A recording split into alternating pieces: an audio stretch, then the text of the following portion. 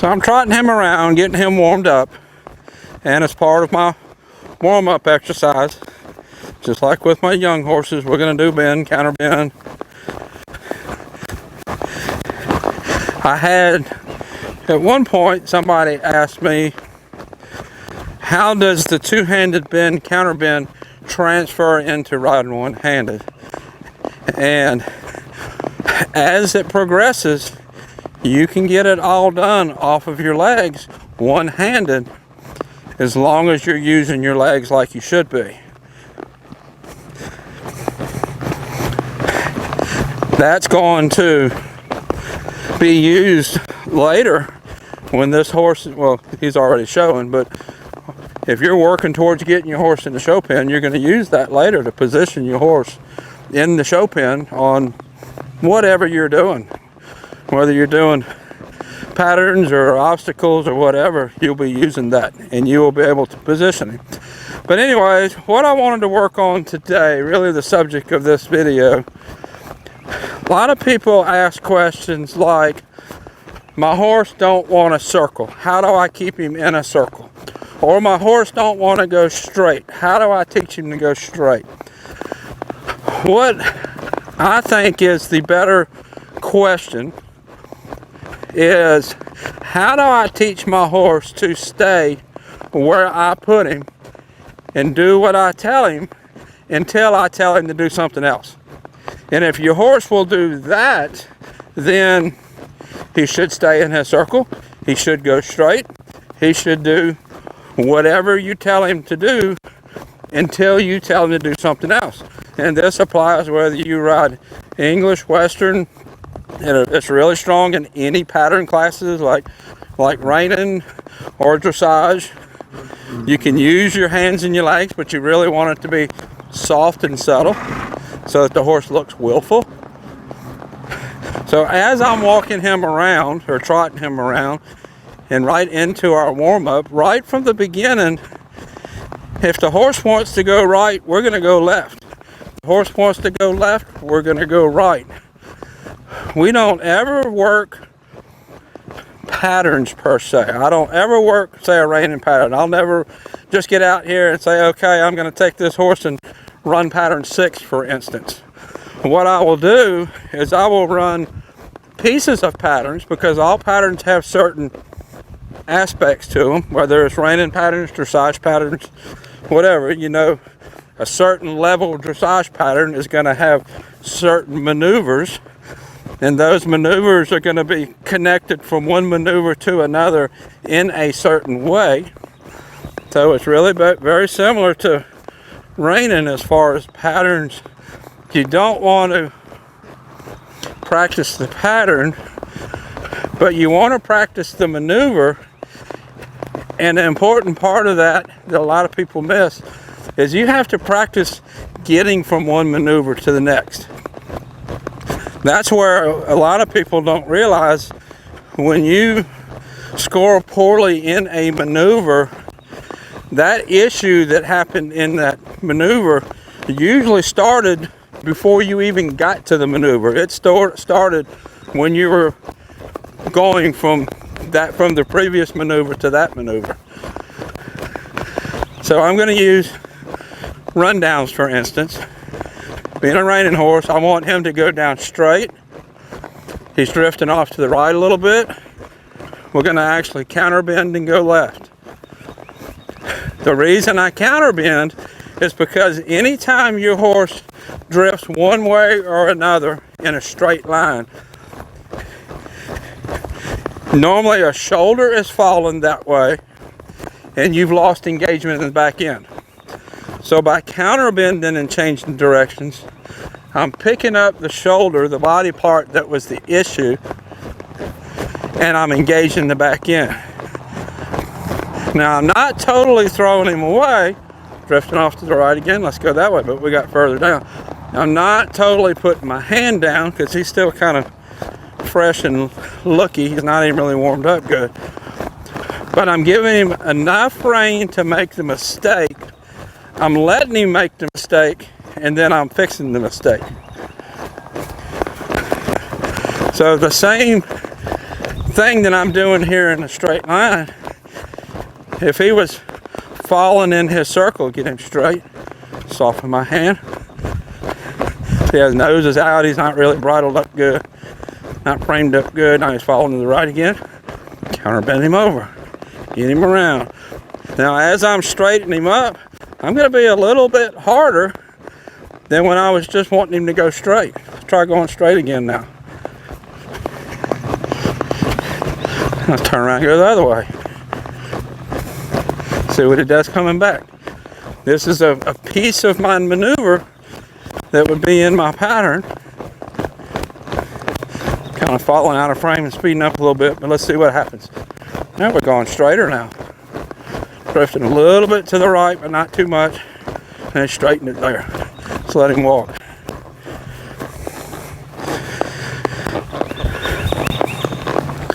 So whether I am teaching my horse to go straight, or if I'm teaching my horse to circle, if I'm working it at a trot, or I'm working it at a lope, I'm going to handle it the same way. See, he's drifting over to the camera. Counter bend. Bring him back around. Let's go this way. The two aspects to that are, if he thinks he's going to go one way, I'm going to steer the other way. And I'm going to adjust his body frame so that the direction he wanted to go in is hard. So that's why the counter bend. Let's just walk this circle. Let's see what he does. He'll probably stay on the circle because the gate's right there. Or the fence rather. Looking to the outside, don't really have his mind. Let's go ahead and change direction since I don't have his mind. Let's go straight this way. Straight over here. Get him straight. Ease my hand down. Let's see where we go. He's already drifting this way. Bring him over. Get him straight. Put my hand down. Drifting right again. Bring him over. Get him straight. Put my hand down. Better.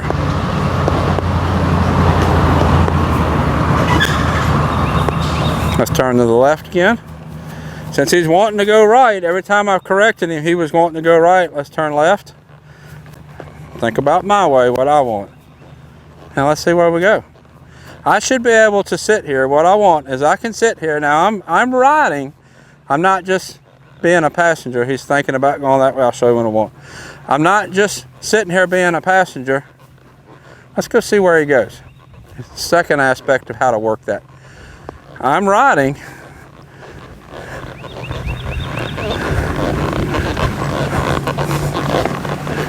So he wants to go over here. Now what I'm going to do is I'm going to pick my reins up. I'm going to bump on him. And I'm going to make over here work. You want him to go over here? Let's work over here. Bridle him up hard. Bump on him a little bit. Kind of overdo it. Point him over here. And get soft. Let's see where he goes now. Drifting back over that way. Let's see where he goes.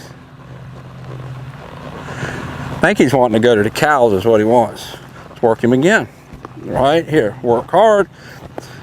See, basically I went from ask, which was the counter bend and change directions. Now I'm tell. Don't want you over here. This is not a good place to be. We don't want to be here. We want to be over here. Get him straight. Put down my hand and let's see where he goes. He's thinking about going that way. Nope. We don't want to go over here. This is work. Not a good place to be. Bump on him with my spurs. Kind of pull on him with my hands a little bit. Make this not a fun place to be. Where I want to be is nice. Where you want to be is work. Put my hand down. Let's see what happens now. I bet he's good walking this way. He gives me most of the problem walking the other way.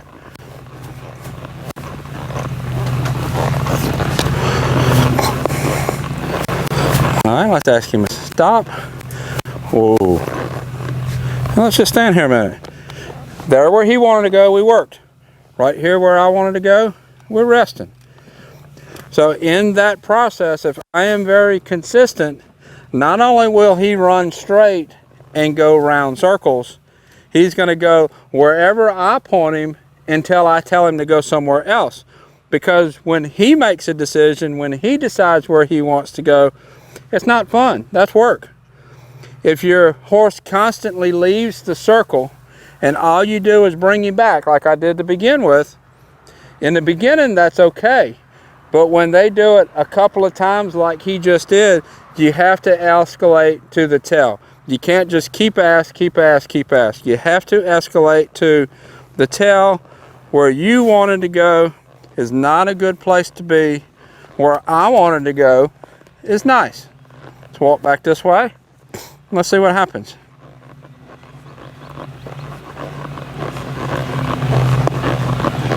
I'm riding, moving with my body, but I'm not really steering. I'm not really telling him where to go. He's thinking about going that way. We're steering off that way. Now I'm going to let him commit to making the wrong decision. Then we're going to make it hard. Then we're going to make it work. That was not a very good place to go, was it? This is not a nice place to be.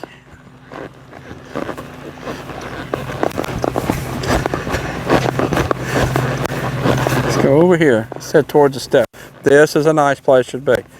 I picked this direction because he might steer off that way. Give me a chance to fix him to the right. He's looking. You see him looking that way?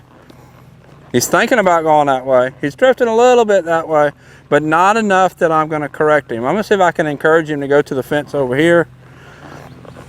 Let's help him a little bit.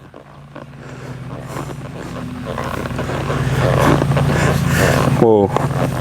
And rewarding. The whole time we were walking across there, he thought about making the decision to go to the left. Got a little bit crooked because he was thinking that way, but he made a better decision. He stuck with me pointing him this way and going that way. I'm going to reward that. Make where I wanted to go nice, where he wanted to go more work.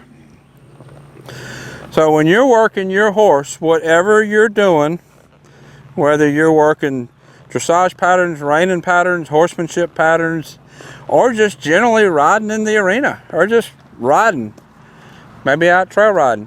If your horse wants to go left, you turn right. If your horse wants to go right, you turn left. Whatever direction you point your horse in is where that horse should stay until you tell him to go someplace else. So that's the training video for the day. Let me know if this is an issue that you have with your horse, and if you have any other training topics that you'd like me to cover. Thanks for watching.